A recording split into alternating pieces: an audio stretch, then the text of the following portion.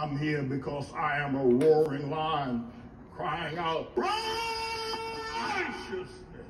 This thing, this one here, this monster, this land-grabbing, money-grabbing monster has $46.7 trillion in assets under their management.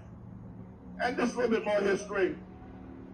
The Bank of New York, that got started back in 1783, with of all people, Alexander Hamilton, and the man that shot him, Mr. Burr. And so they merged together. But with all that money, they want to be able to shut us down. But I have to tell you that we are not going to be shut down.